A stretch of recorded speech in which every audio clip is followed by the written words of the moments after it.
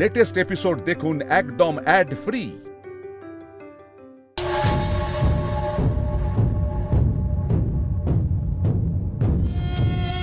এতক্ষণ ধরে কি ডিসকাস করছে? মিতুল আবার ইন্দ্রের মন গলিয়ে দিল না? এতক্ষণ তো সব ঠিকঠাক চলছিল, এই মেয়েটা ইন্দ্রকে একা পেয়ে মনটা না গলিয়ে দেয়। শুনবো একবার, শুনি।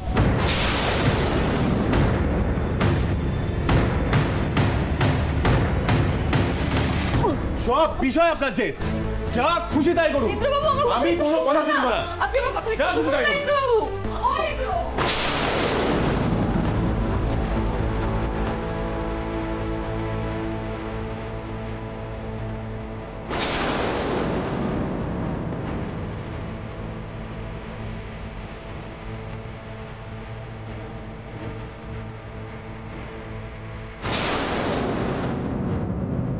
ইন্দ্র,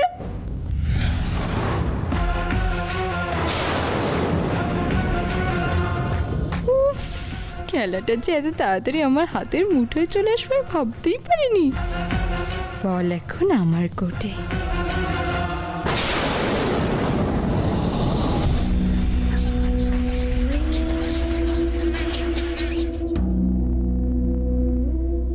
আপনারা খেতে বসে গেছেন? আসলে গুগলিকে স্কুলের জন্য তৈরি করতে গিয়ে না অনেকটা দেরি হয়ে গেল। দাদু, আলু ভাজা কেন খাচ্ছেন? আমি আপনার জন্য আলুর তরকারি বানিয়েছি, দাঁড়ান এক্ষুনি নিয়ে আসছি আমি। আলু ভাজা আমি দিয়েছি, আলুর তরকারি রাখা আছে, তোর ইচ্ছে হলে খেয়ে নে।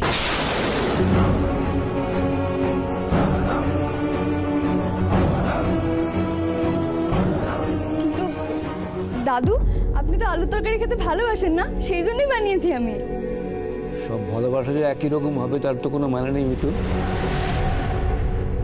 ভালো তো আমরা তোকে বাসি। কাল খামবির মুখে যেটা শুনলাম তারপরে তো আর। ছাড়ো না, তাড়াতাড়ি খেয়ে নাও। সুমি এলে আমি একটু বেরোবো, কেনাকাটা শুরু করতে হবে তো এবার। ঠাম্মি, আমিও তো যাবো কেনাকাটা করতে। না আমি যাবো, তৈরি হয়ে নি। মিতুল, তুমি না বিয়ের এগেইনস্টে, তারপরেও তুমি কেনাকাটি করতে যাবে? স্ট্রেঞ্জ। কেন মিতুলের সঙ্গে এরকম বিহেভ করছিস? আর দাদা ভাই, তুইও কিছু বলছিস না এসব শুনে? এই সময় তো তোর মিতুলের পাশে থাকা দরকার। সবার কথা নয় আমি ছেড়েই দিলাম। কোন দাদা ভাই, তোর থেকে আমি এটা এক্সপেক্ট করি না।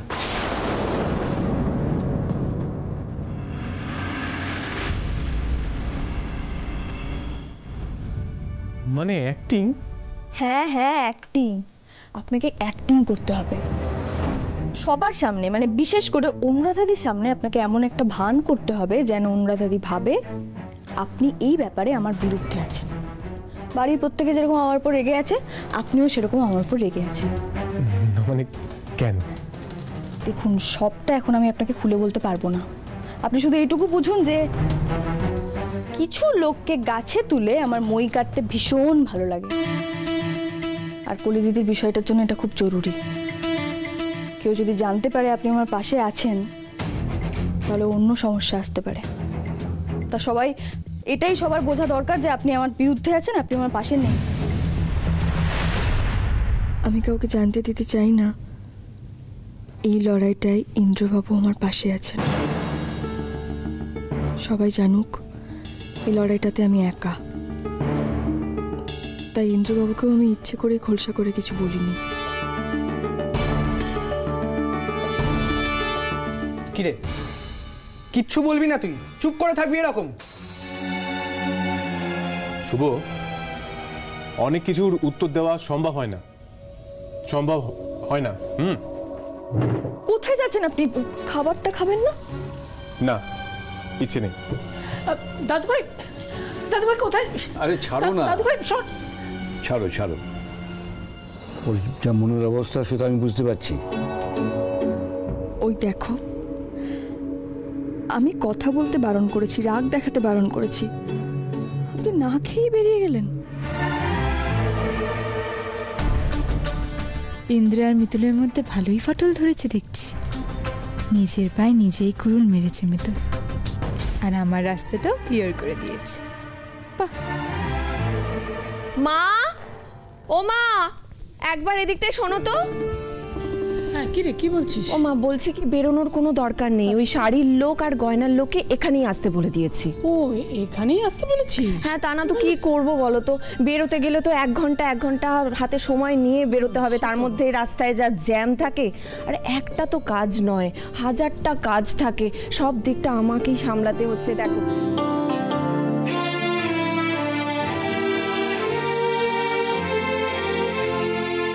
আরে সুমি, জামাই কোথায়? তোমার জামাই তো অফিসে গেছে দাদা আর ইন্দ্রর সঙ্গে কথা বলতে। ওদের আবার কি প্ল্যান আছে সেসব জানি না। উফ, আমি জানো তো পারছি না গো বাবা, এতগুলো কাজ তাড়াহুড়োর মধ্যে আমি আর পেরে উঠছি না, দম বন্ধ অবস্থা হয়ে গেছে আমার। পিসুনি, তুমি আগে জলটা খেয়ে নাও, আমি লুচি ভেজে দিচ্ছি, খেয়ে নাও, তারপরে এই কেনাকাটা নিয়ে কথা হবে।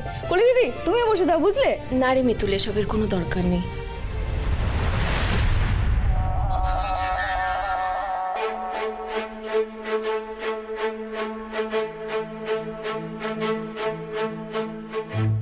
পিসিমণি, কেন দরকার নেই?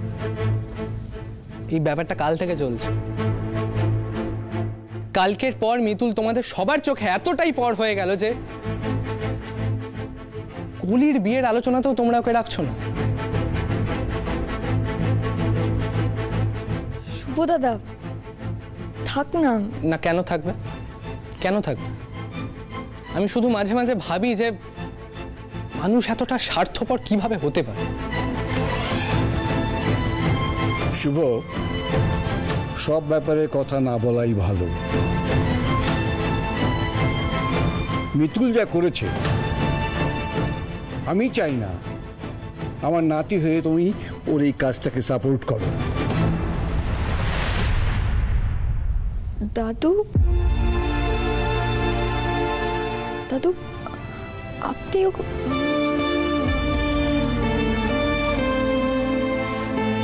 বুঝলাম, তার মানে ওকে তোমরা আর কোনো কিছুতে রাখতে চাইছো না তো? ঠিক আছে, সেটা স্পষ্টভাবে বলে দাও যে মিতুল, আজ থেকে বাড়ির কোনো জিনিসে তুমি জড়াবে।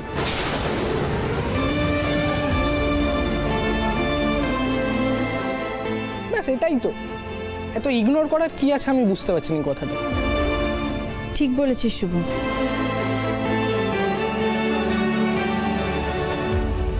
মিতুল, আমি চাই না তুমি আমার বিয়ের কোনো অনুষ্ঠানে থাকো।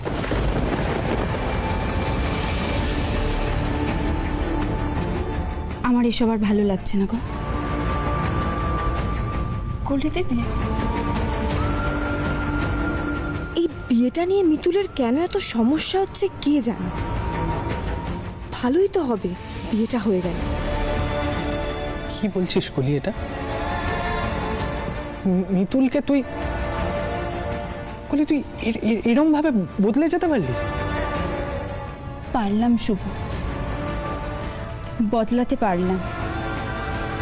নিজের লোক ভেবে যার সব বিপদে ঝাঁপিয়ে পড়েছি, তার প্রতিদান হিসাবে সে যখন পিঠে ছুরি মারে না, তখন একটা মানুষ এভাবেই বদলে যায়। মিতুল, তুমি আমার জন্য, আমার পরিবারের জন্য অনেক কিছু করেছো, তার জন্য আমি তোমার কাছে কৃতজ্ঞ। কিন্তু তুমি আমার বিয়ের কোনো অনুষ্ঠানে থেকো না।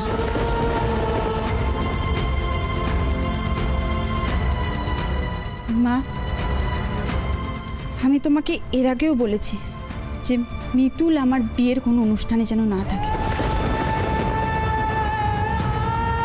তাহলে কিন্তু আমি এখান থেকে চলে যাব। কলি দিদি, তুমি উত্তেজিত হও না। তুমি আমাকে ভুল বুঝছো কলি দিদি, কিন্তু সেই ভুলটা ভাঙার উপায়ও নেই আমার কাছে। তুমি চাইছো না তো আমি তোমার বিয়ের কোনো অনুষ্ঠানে থাকি?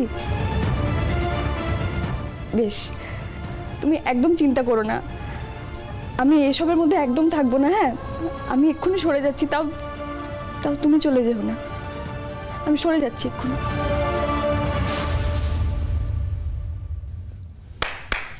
অসাধারণ। একটা মানুষের সবকিছু মুহূর্তের মধ্যে ভুল হয়ে গেল। হ্যাঁ, তোমাদের দেখেও না আমি অবাক হয়ে যাই। এই জন্য তোমাদের সঙ্গে আমার মেলে না, জানো তো। যা খুশি কর।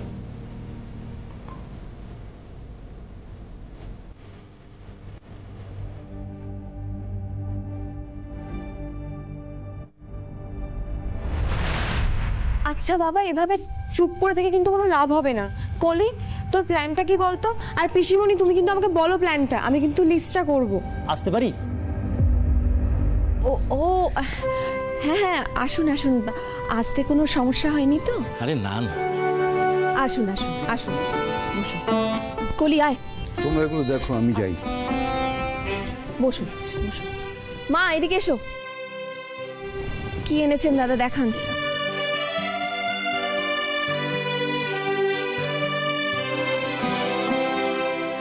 কলি দিদি, তোমার বিয়েটা নিয়ে আমার কোনো অসুবিধা নেই গো। আমার আপত্তি অনির্বাণ দাদাকে নিয়ে। তো তোমরা সবাই এইভাবে আমাকে ভুল বুঝছো, আমাকে পর করে দিচ্ছ। একবারের জন্য আমাকে কেউ বুঝলে না?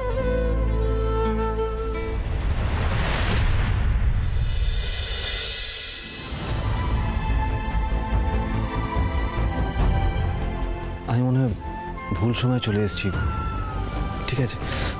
এই, কি ভুল সময় রে? হ্যাঁ, তোকে তো প্রথম দিন থেকে আমি বলেছি, দেখ অনেক কাজ আছে সামনে, তোকে থাকতে হবে। আর তুই এদিক সেদিক পালিয়ে বেড়াচ্ছিস। এরকম করলে কিন্তু হবে না অর্ক। যা, এখন ভেতরে গিয়ে একটু আয়নাটা নিয়ে আয় তো, শিগগিরই যা।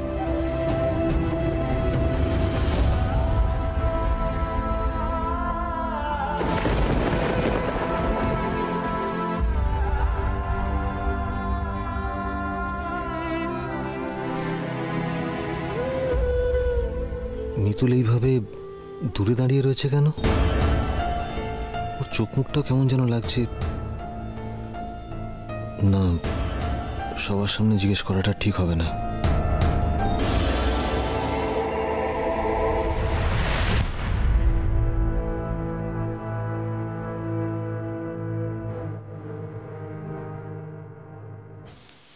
মিতুল, কি দাঁড়ালো বিষয়টা?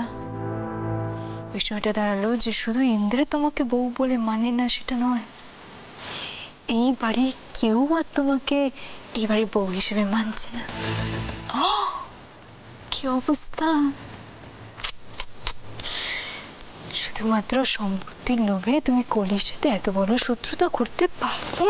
আমি যে কারণে করি না কেন, তোমার তো সেটা জানার কোনো দরকার নেই।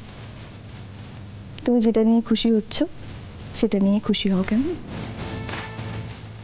সবসময় আমার চোখের সামনে যেটা দেখি সেটা সত্যি নেওয়া হতে পারে।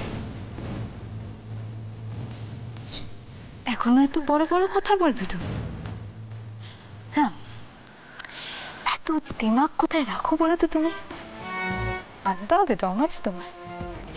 কি বলে তো, এই পরিবারের লোকজন এবার আমাকে বেশি প্রায়োরিটি দেবে তোমার থেকে।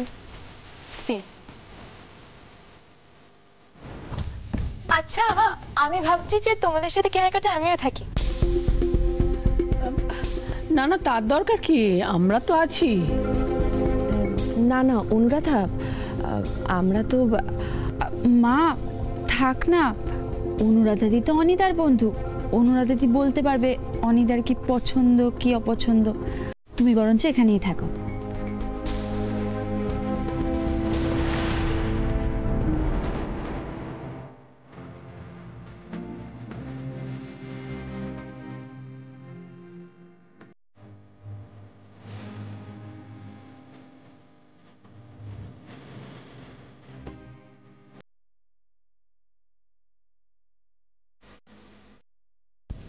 চাকা একদিন ঘুরবেই,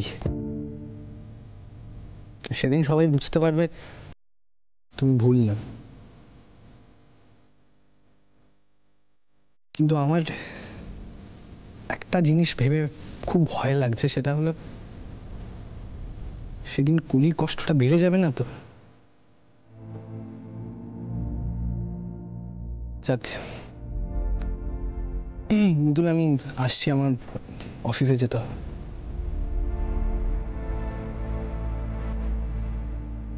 কলি দিদিকে দোষ দিও না গো শুভ দাদা। ভালোবাসা অন্ধই হয়, আর ভালোবাসলে মানুষ বিশ্বাস তো করবেই। কিন্তু কলি দিদি, তোমাকে আমি কষ্ট পেতে দেব না। তুমি শুধু আমার উপর ভরসা রেখো।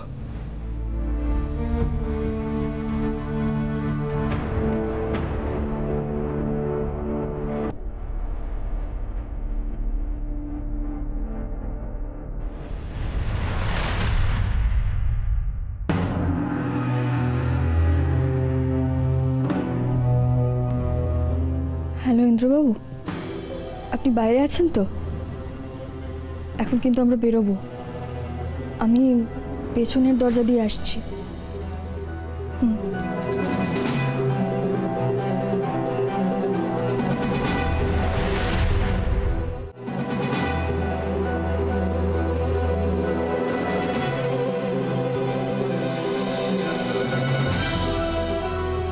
ইন্দ্রবাবু কোথায় গেলে?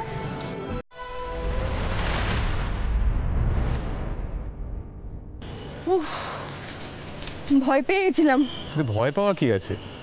বলছি আমরা অনির্বাণের বিষয়ে খোঁজ খবর নেওয়া শুরু করবো কোথা থেকে?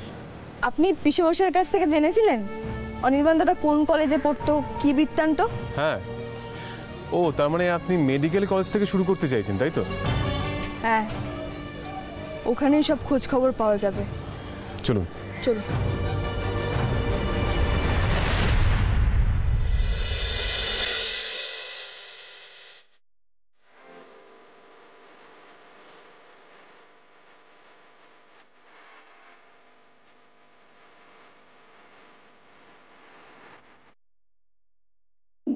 এটা না ঠিক পছন্দ হচ্ছে না দাদা, আপনি এই শাড়িটা দেখান। আচ্ছা, এইটা দেখুন তো।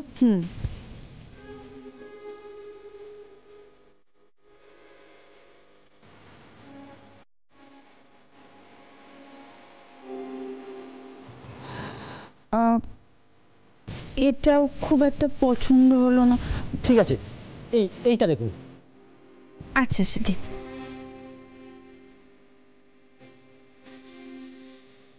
এইটা না আমার খুব ভালো লেগেছে, বুঝলি? এই একটা কাজ করতো, কলিকে একবার পরিয়ে দেখতো কেমন দেখ। ঠিক আছে।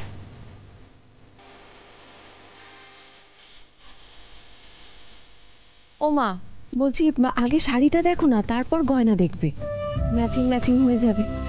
না না, ওইটা দেখে পছন্দ হয়ে গেল, সেই জন্য বললাম যে একটু পরিয়ে দেখুক।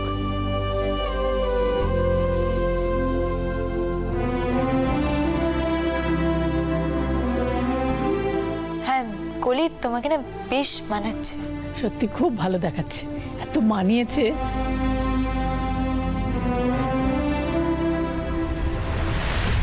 ওমা, মিতুল কোথায় গেল? নির্ঘাত ঘরে গিয়ে কান্নাকাটি করছে। এটাই সুযোগ, আমি বরং অফিসে ইন্দ্রের কাছে যাই।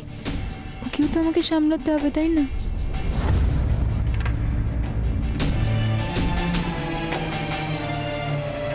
দাদা, আপনি বরঞ্চ এই শাড়িটা দিন আমার।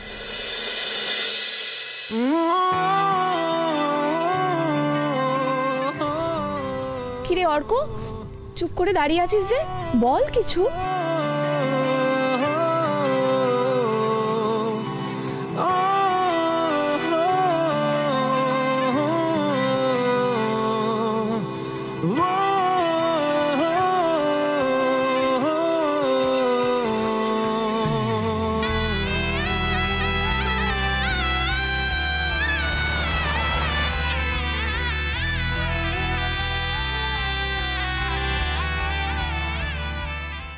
ওটাই করো। আসবো স্যার? সেটা হ্যাঁ হ্যাঁ, এসো এসো। হ্যাঁ স্যার, ইন্দ্রজিৎ লাহিড়ী এসছেন, লাহিড়ী ইন্ডাস্ট্রির মালিক। স্যার, উনি আপনার সাথে দেখা করতে চান। 1 মিনিট, আমি পরে কল ব্যাক করছি। কি বলে, লাহিড়ী ইন্ডাস্ট্রির মালিক এসছেন? পাঠিয়ে দাও।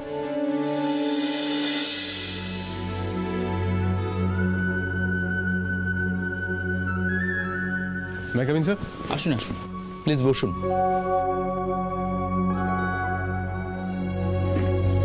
Thank you. অ্যাকচুয়ালি আপনার সাথে একটু দরকার ছিল। হ্যাঁ বলুন, কি ব্যাপার? ব্যাপারটা আমি আপনাকে খুলে বলছি। আসলে আমার বোনের বিয়ে, যে ছেলেটির সঙ্গে বিয়ে হচ্ছে তার সম্পর্কেই একটু খোঁজখবর নিতে এসছে। ছেলেটি আপনাদের এই মেডিকেল কলেজেরই ছাত্র, নাম অনির্বাণ সেনগুপ্ত। অনির্বাণ? আসলে এত বছরে এত স্টুডেন্ট ঠিক খেয়াল করতে পারছি না। কে বলুন তো? এক মিনিট মিতু।